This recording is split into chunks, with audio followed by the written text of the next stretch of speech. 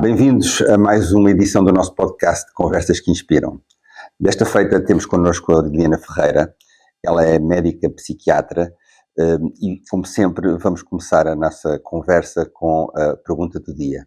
E a pergunta do dia é: Liliana, o que é que fez hoje pela sua saúde mental? Ora, o que é que hoje fiz pela saúde mental? Esta pergunta é muito desafiante para alguém que todos os dias cuida da saúde mental das pessoas com quem trabalha, não é? Que é a minha profissão. E porque, de facto, a saúde mental é essencial e é tão importante como a saúde física. E dizer que fiz uma coisa ou duas é ser muito redutor, não é? E assim, de repente, eu quase que penso, não fiz nada de jeito com a minha saúde mental. Não, mas eu já fiz algumas coisas. Sobretudo ontem, comecei a preparar a saúde mental hoje. Ou seja, para hoje de manhã não ficar ansiosa, tentei ter aquelas rotinas do final do dia, para ficar tudo minimamente organizado para o dia seguinte, e também as rotinas de higiene do sono, não é? Em que nós tentamos ter uma hora de deitar lá em casa, começamos a reduzir luz, senta-se não haja telemóveis, Eu gostava de conseguir isso. Pronto, mas tentamos. E se fizermos isso todos os dias, ou tentarmos fazer todos os dias pelo menos mais uma coisinha, depois a certa altura já faz parte da cultura familiar, não é? E portanto tentamos, mesmo com crianças, manter essas rotinas do sono, para ter o sono o mais tranquilo possível, porque de facto com crianças também o sono muitas vezes é interrompido. E conseguiu ontem? Consegui, pelo menos acordei bem disposta. Eu não faço nenhuma cronometragem das horas que durmo, nem se o sono é profundo ou não, porque no sono não é só a quantidade de horas, mas também a qualidade, não é? Porque se o sono for fragmentado ou superficial não será reparador. Mas hoje acordei bem disposta. Também, o que é que eu fiz hoje de manhã? Abri a janela e estava assim um sol bonito logo pela manhã. E eu, bom dia com paz e alegria, né? Vamos lá, um novo dia. Coisas simples, o sol. São coisas simples, são estes pensamentos. E acho que este sol logo da manhã nos dá também alguma alegria, não é? Nos dá algum ânimo. Se calhar se tivesse nevoeiro ou a chover, ficava mais aborrecida. Essas pequenas coisas ajudaram. Depois, há uma rotina que nós temos, é uma rotina praticamente, que é despedimos todos com um abraço e um beijinho. Eu, meu marido e meus filhos. Pronto, assim uma coisa sentida, até logo. E o meu filho de 4 anos nem consegue ficar na escola se não me der um abraço e um beijinho. E volta atrás, etc. Pronto, isso é confortante, acho que nos faz bem, né? Dá-nos sentimento de pertença e de bem-estar. Eu fiquei aqui porque toquei no microfone. Dá-nos sentimento de pertença e bem-estar. E isto faz-nos sentir bem e faz-nos sentir mentalmente bem. Pronto, e atualmente não estou também com nenhum problema de saúde física. A semana passada estava, não era grave, mas eu estava a sentir muito bem. E também não estou assim, com nenhum problema de saúde física que eu saiba que me faça sentir mentalmente menos bem. Não é? No fundo, o seu dia hoje começou a apreciar o dia. E a apreciar... Hoje é um dia fácil de apreciar e que sabe bem apreciar, não é? Porque é um dia luminoso. E é interessante ter dito também, começou o seu dia como habitualmente a apreciar a relação familiar que tem, que é uma relação afetuosa, que é uma relação em que os sentimentos são expressos. E eu ia aproveitar se calhar essa ponta solta do que disse, para puxar um bocadinho esse fio, que é, quando diz que para a sua saúde mental é muito importante esse relacionamento que tem com o seu companheiro, com os seus filhos. Isso é algo que, embora claramente vocês cultivam, como a questão do sono e outras, mas é algo que tem um histórico na sua vida, ou seja, os seus modelos familiares também eram do mesmo género. Fala-me um pouco disso. De onde é que vem essa positividade e essa afetuosidade? Isso para uma terapeuta familiar também é desafiante. Porque ainda ontem, na supervisão de terapia familiar, falámos sobre isto, em que eu tive que apresentar o organograma da minha família. E, de facto, assim, o núcleo duro da minha família, nós temos estas relações muito próximas, de cuidadores uns dos outros, de festejar os eventos. É claro que, como em todas as famílias, vão acontecendo às vezes eventos negativos, não é? Eu às vezes até digo, não há assim coisas muito, muito graves, mas vão havendo, sem dúvida. Mas lá vamos conseguindo lidar, temos estes mecanismos de defesa que eu acho que são de facto transgeracionais, não é? Já os meus avós eram assim, E foram transmitidos isto, sobretudo à minha família paterna, aos meus pais, aos meus tios, e vivemos muito intensamente as relações familiares. Tipo, nos altos e nos baixos, não é? E preocupamos-nos, por exemplo, nos baixos, agora houve um acontecimento negativo, e nós de facto preocupamos, mas vamos observando, vamos ver se está tudo bem. Também é normal, quando há um evento negativo, que haja uma fase reativa, né, posterior. Por exemplo, no luto, né, os primeiros meses, há ali vários sentimentos que vão acontecendo, desde negação, a revolta, podem ou não acontecer, né? Nem todas as pessoas acontecem. Como é que foi lidando com os lutos que foi tendo na sua vida? Sim, os lutos são perdas, não é? Os lutos de pessoas próximas, graças a Deus, foi dos meus avós, já há muitos anos. Eu fiquei sem voz assim bastante nova. Recorda-se como é que processou isso? Assim, eu ao meu avô paterno não conheci, e a minha avó materna não me lembro, porque eu tenho uma diferença grande da minha irmã mais velha, portanto já sou aqui a filha mais nova, e não tenho grandes memórias da minha avó materna, mas lembro-me do dia que ela faleceu, de ficar na casa da vizinha. Já tenho memórias, tinha 4 anos, e eu tenho memórias disso, pronto, que é a altura que nós também começamos a consolidar memórias, e tenho memórias. Do meu avô, eu tinha 13 anos, eu fui cuidadora do meu avô, já na altura, né? Depois tive o curso de enfermagem mais tarde, ainda não chegámos lá, antes disso fui cuidadora do meu avô naquela fase que ele adoeceu, teve inicialmente uma crise de gota, depois passados uns meses acabou por ter um AVC, foi perdendo algumas faculdades, pediam para cortar as unhas, deve ter sido, eu lembro-me mesmo disso, muito giro. Que idade é que tinha? 13, estava no 8º ano. E tinha teste de história e depois faltei ao teste de história. Marca-nos, lá está. Eu recordo-me, mas não com uma angústia, não me recordo com angústia. Foi uma experiência, retira disso uma experiência positiva nessa altura, tipo, ter que cuidar dele. Como é que isso... Sim. Eu acho que isso me influenciou muito depois na minha decisão. Estava no 8º ano, eu já gostava muito de saúde, de cuidar, e depois na minha altura, no 9º ano, salvo erro, a gente ia ter uma coisa que era saúde. Eu quis logo ter saúde e socorrismo, uma coisa assim. Pronto, depois fui para a área A, que era científico-natural, e isso depois tomou a decisão. Isso teve peso na sua escolha de carreira, essa experiência que teve com o seu... A minha escolha de carreira não foi assim muito exata, mas pronto, inicialmente sim, porque inicialmente tirei o curso de enfermagem, mas o primeiro que eu entrei foi de psicologia, só que depois acabei por não frequentar. Então depois fui para a enfermagem, tirei o curso de enfermagem, o último ano já a trabalhar, e sentia-me, ainda me corre muito sangue das veias de ser cuidadora enquanto profissional de enfermagem, e tenho saudades de muitas coisas.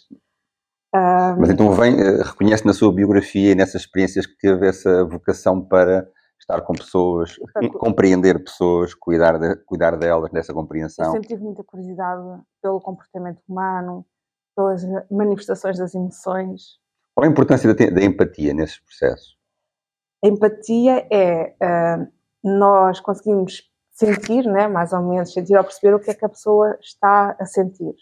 Né? E isto é importante, eu colocar-me no local do outro, no sítio do outro, para o conseguir ajudar. Né? Porque se eu não conseguir perceber, alguém me diz que está, sei lá, na ansiedade, tenho uma dor no peito, muito angustiante, etc. Se eu nem sequer perceber o que é aquilo, e penso, olha, sei lá, se calhar comeu qualquer coisa que te fez mal, não consigo ajudar, não é? Agora, se eu conseguir perceber que aquilo realmente cria angústia, que cria sofrimento, não é? Eu estou muito mais próxima dessa pessoa para ajudar. E a pessoa sente-se muito mais compreendida e também muito mais facilmente aceita ser ajudada. Isso é interessante, porque ao fim e ao cabo, simplificando, a empatia é estar atento. É estar atento. É estar atento. Ao outro. Exatamente. E pelo que sei do seu percurso, e que estava a descrever, depois quando profissionalmente começa pela enfermagem, por assim dizer, isso é algo que é importante exercitar, porque um enfermeiro, à partida, é um profissional que está sobretudo atento ao lado externo, entre aspas, às manifestações externas. No entanto, se ele não praticar esse estar atento mais humano, alguma coisa se perde, não é? Sim, qual é a sua experiência aí? O enfermeiro como é que foi a sua experiência? É muito cuidador, não é? É quem cuida 24 horas do tempo, não é sempre o mesmo enfermeiro, etc. E é uma pessoa que não invade, mas entra muito na privacidade do tempo, né? Em pessoas que não se conseguem lavar, Intimidade. Sim, tem que estar cuidados de higiene, quer dizer, isto é uma coisa que tem que ser feita. Eu, quando comecei, com 21 anos, a exercer a enfermagem, na altura no serviço de cirurgia, no Hospital São José, né? Se vai um senhor, sei lá, se está um doente de 70, 80 anos, era com muito respeito que eu dizia, olha, agora temos que fazer uma higiene mais íntima, por exemplo, e se a pessoa conseguia, fazia ela, e eu estava ali para apoiar, dar a esponja, pronto, faço-me entender. Ou seja, para dizer que entra-se muito na intimidade e na privacidade, ou seja, o doente tem-se que expor muito, né, o seu corpo e tudo, porque a pessoa está ali numa cama de hospital. Quem já tem uma cama de hospital às vezes consegue perceber isto, né? Uma pessoa está ali, olha, vem-nos dar o medicamento, vem-nos dar a comida. Sim, e não se torna mais fácil por ter uma enfermeira. É sempre uma exposição, é sempre uma fragilidade, não é? Se quem vem cuidar de mim, eu sinto que tem alguma empatia, tem respeito, me compreende, olha, não se importa que façamos isto ou aquilo, ajuda muito mais, né? Sinto mais confortável, mais relaxada. Certeza que o tratamento vai ser melhor. Vai correr bem. A enfermagem ajudou a exercitar esse equilíbrio entre, digamos, uma função que é técnica e médica e o lado relacional e humano. Sem dúvida, sem dúvida. Eu acho que esse background todo que a enfermagem trouxe, o relacionamento com as pessoas, com as famílias, às vezes nós vamos a perceber que por trás daquele sofrimento há lá muita coisa em casa. Olha, às vezes são as galinhas que não têm comida, ou os gatinhos ficarem em casa e não têm ninguém para ir lá dar comida, e nós já percebemos estas coisas. A enfermagem consegue-se buscar muito esta informação, não é? A psiquiatria é uma especialidade médica também muito próxima. Antes de saltarmos para a medicina, e ainda pegando nessa ponta da enfermagem, o enfermeiro, nesse aspecto, na relação provavelmente com o paciente, como consegue ter uma maior proximidade, porque há aquela reverência ao senhor doutor, ao médico, que o enfermeiro não consegue beneficiar de não ter essa barreira. Sentiu isso? Que há uma proximidade maior da relação com o enfermeiro do que a relação propriamente com o médico? Sim, eu acho que o enfermeiro é para o bom e para o mau, não é? Está ali, está presente, pede ajuda, mas quando reclamam, também a primeira pessoa que a gente apanha é como às vezes aquela tendência, chegamos a casa, que é só que temos confiança e é que despejamos, né? Aquela irritabilidade. E com o enfermeiro é igual, no meu ponto de vista. É ele que apanha, é ele que vai ouvir. Está chateado com isto, que o médico não faz isto ou aquilo. E quando chega o médico, muitas vezes os doentes até já se esquecem daquilo e querem... É como as pessoas das linhas telefónicas dos produtos que levam com os clientes chateados, não é? Pronto, são os enfermeiros da primeira linha a levar com pancada. Também não é fácil. O que eu ia dizer também é que eu sempre tive assim uma ser enfermeira na minha aldeia, também tinha assim uma atividade associativa, né? Fazia parte do futebol, do atletismo, fiz parte de grupos jovens, dos eventos religiosos, mais ou menos religiosos, e também se me criava assim algum contato com já agora vamos abrir um parênteses, falando da sua aldeia, de onde é que é, quando diz a sua aldeia? Sou de uma aldeia do Concelho de Alarnhã. Como é que se chama? Abelheira. Abelheira. E fala um bocadinho disso, porque é interessante que acabou de abrir uma janela sobre também como é que é a sua relação com a comunidade. Ou seja, a importância da comunidade para si. Isso vem também dessa sua experiência da aldeia? Sim, é um meio rural, bastante rural. Ontem lá está, quando eu estava a apresentar o meu genograma, verifiquei que em 1597, assim, haviam 7 vizinhos na Abelheira, que era chamada... Sim, pronto. Portanto, nunca teve muita população.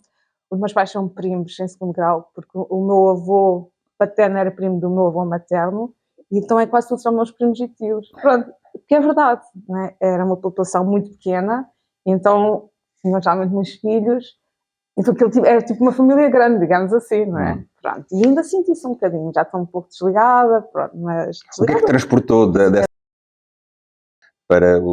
para a sua vida e para a sua experiência e para a forma como se relaciona com os outros? Bom e mau, não sei. Se calhar a simplicidade das vivências nos meios rurais, em que as pessoas se ajudam com facilidade, né? Isto é mesmo real, alguém tem mais couves, dá à vizinha, alguém tem mais ovos, dá à outra vizinha, esta entreajuda, se é preciso alguma coisa e não tem ninguém, vai-se pedir ajuda, lá está à vizinha, ou à tia que mora 3 ou 4 portas à frente. Houve uma grande erosão. Eu não andei na escola, no pré-escolar, na creche, porque ou estava na casa da minha tia, ou ia com os meus pais, ou ia com outra tia para não sei onde, E quando saí da escola primária, quando já estava na escola primária, era igual, saía para a casa de uma, da outra, pronto.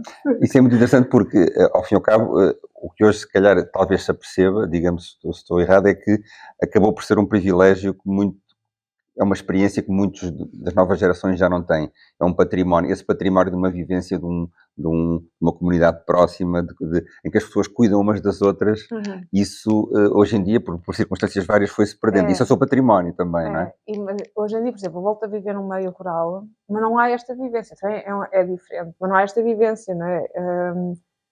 Já não se brinca na rua, quer dizer, à vontade, sei lá. Há carros. Querias lá saber dos carros, era bicicleta com e sem travões. E mesmo a relação entre os vizinhos não é mesmo. Por exemplo, há pouco estava a falar do falecimento da minha avó, eu tinha 4 anos, eu fiquei na casa da minha vizinha, pronto, eu lembro disso perfeitamente. Há um grande sentimento de união nas comunidades mais pequenas, não é? E estas comunidades são também muito cuidadoras de si, não é? Existem muitos estudos sobre isso, sobre estas comunidades, funcionam muito como cuidadoras uns dos outros. Isso é uma reflexão interessante, que é até que ponto é que não beneficiaríamos muito de compreender, estudar essas dinâmicas e reconstituí-las na sociedade que temos, porque estamos a perdê-las. Estamos a perdê-las, não é? E eu vou até pegar nisso, talvez, usando o seu tema de estudo de mestrado. Já agora uma nota importante, você começou como enfermeira, durante cerca de 13 anos ainda foi enfermeira. Sim, porque eu fiz o curso de medicina escolar. Mas depois fez uma coisa que muita gente, eu acho admirável, que é com uma profissão dessas, vai para a medicina. O mestrado foi antes de medicina. Exatamente, mas ao fim e ao cabo acaba por estar sempre em formação e enquanto trabalha, transita de profissão, que é uma coisa bastante exigente, e depois, e a questão do mestrado é interessante, que é o seu mestrado é também ele próprio a olhar para este lado mais comunitário, ou seja, faz um mestrado sobre medicina paralela, sobre bruxaria, no fundo. Fala-nos um bocadinho disso e como é que isso se encaixa na importância que eventualmente você vê nestas tradições, nestas relações comunitárias. Fala-nos um pouco disso. Só aqui um parênteses que é, eu saltar tipo da enfermagem, da medicina, ou pelo mestrado, pelo meio, nunca houve aqui nenhuma insatisfação. Acho que é pelo uma curiosidade. Sim. Tem que ser uma curiosidade, quero aprofundar mais qualquer coisa. Foi natural. Aquilo interessa-me mais, pronto. Então, o meu mestrado é um mestrado em diagnóstico e intervenção comunitária, que aborda muitas áreas, atualmente já não está, é da Universidade de Évora, já não existe, e que aborda muitas áreas da sociologia, da antropologia, da psicologia. Cruza áreas, não é? Sim, muito. E então, a minha tese de mestrado foi sobre eu queria um nome para a tese de mestrado que não pude dar, mas era sobre o recurso às medicinas paralelas numa comunidade rural do conceito de Torres Vedras. Queria-me lembrar o ano em que fiz o mestrado, mas já foi há uns 15 anos ou 20. No fundo, eu queria saber porque é que as pessoas iam à bruxa. Exatamente, no fundo era sobre resquícios da bruxaria. O que é que motivava as pessoas a procurarem cuidados de saúde, ou cuidados de saúde, pode ser assim, mais esotéricos, ou mais desconhecidos, né, à luz da ciência. Pronto. Resumindo, quais são os resultados? Eu não vou falar assim das várias experiências, porque algumas nem tinham corrido muito bem. No fundo, isto são as representações sociais que cada um tem de saúde e doença para si próprio, não é?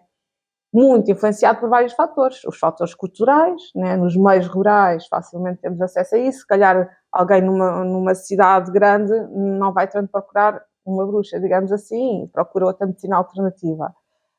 Mas nos meios rurais, muitas estas crenças também místicas, religiosas, que já a avó ou o pai, alguém já frequentou, e isto acaba as pessoas por quererem uma solução para o seu problema. Muitas das vezes não é feito isoladamente. Quando é isoladamente, pode correr riscos, porque pode não prejudicar e até agravar o estado de saúde, não é? Mas muitas vezes até é feito em paralelo com o recurso à medicina convencional, não é? Por exemplo, eu atualmente tenho doentes meus que depois vão contar, fui, e eu assim, então, como é que foi a experiência? E às vezes a experiência até foi boa, ok. Eu tenho uma curiosidade sobre isso, diga-me, acha que continuar a existir este recurso das pessoas, entre aspas, a feitiçarias e bruxarias e astrologias e muitas ias fora da medicina mais estabelecida, isso pode estar radicado em alguma vontade do ser humano sempre de ligar o seu bem-estar, seja físico, seja psicológico, a algo mais imaterial, mais espiritual? Acha que pode ter ligações a isto? Ou seja, procurarmos algo para além do comprimido, digamos assim? Sem dúvida que o ser humano é biopsicossocial e espiritual, não é? E esta espiritualidade é exercida de vários modos, né? Ou pela religião que a pessoa foi batizada, ou outra, não é? Que pratica ou que acredite, ou pelo desconhecido, né? Ou algo mais esotérico. E as pessoas procuram, muitas vezes, a solução para os seus problemas. E procurar no desconhecido, se calhar, causa menos dor, menos sofrimento do que fazer uma consulta médica em que é estabelecido um diagnóstico, com base ou não em exames que se possam fazer, e se calhar uma procura de resposta em algo mais sobrenatural, não sei como é que é de chamar, dá explicações à luz de outras coisas, das relações entre as pessoas, entre os familiares, entre as amizades. E criar essa ligação quase que... Isso se calhar causa menos sofrimento do que dizer, olha, não, o que estás a viver, sei lá, é um delírio, à luz de uma perturbação psicótica. Ou seja, há um espaço, há alguns um espaço no nosso bem-estar físico e psicológico para também termos experiências, não tem que ser obviamente da bruxaria, mas experiências que não tenham a ver só com uma relação médica, com tomar o comprimido, mas algo que nos liga à comunidade. Pode ser dança, pode ser, pode ser uma série de experiências que nos ligam a outras dimensões da nossa vida. Portanto, sem dúvida, por exemplo, a comunidade onde eu nasci, que eu estava a dizer que tinha um papel sempre muito ativo, nós participávamos nas atividades religiosas, cantava-se na missa, eu não era muito boa para cantar, confesso. Mas só o cantar, fazia as leituras, não só isso, quando era necessário ajudava na limpeza da igreja, a preparação da procissão anual, aquelas coisas que foram-se perdendo um bocadinho, realmente, em alguns meios. E esses hábitos são saudáveis? Eu considero saudáveis. Fazíamos o presépio gigante, quando era a altura do Natal, que é ainda muito mais saudável que íamos todos para a natureza a apanhar arbustos, cheios de lama, até aos joelhos, às vezes enterrados, com as pernas... Mas era saudável e unia as pessoas, né? Dá um sentimento lá está de pertença, em contato com a natureza, que dá também muito bem-estar. Sim, no fundo, o que me está a dizer, por outras palavras, talvez é que a nossa saúde física e psicológica faz-se de um caleidoscópio de opções que tomamos, onde as opções de natureza mais médica são apenas uma pequena parte e os chamados estilos de vida, a nossa relação com os outros, os nossos passatempos, os nossos hobbies, têm algo a desempenhar aí. Claro, porque é fundamental nós temos um hobby, né? Algo que gostamos de fazer. Isso até é bom ter, porque, por exemplo, se eu tiver que fazer uma coisa, há um hobby, agora não, já me deixa, né? Então havia algo e agora deixou de haver, porque não só por isso, mas porque os hobbies são bons para relaxar, quando são em grupo são bons para criar relações interpessoais, né? E para explorar mais estas relações interpessoais. Muitos hobbies são associados ao desporto, traz muitos benefícios à atividade física, com maior produção de endorfinas, diminuição de stress oxidativo. Seja, há muito podemos fazer. Muitas vezes são associados ao convívio, também a uns petiscos, que podem ser o mais saudáveis possíveis, às vezes não são. Isso é muito importante. As pessoas gostam muito as pessoas não. Todos nós precisamos disso. Sentimos pertencentes a algo, né? A um grupo, a uma comunidade, a um estilo.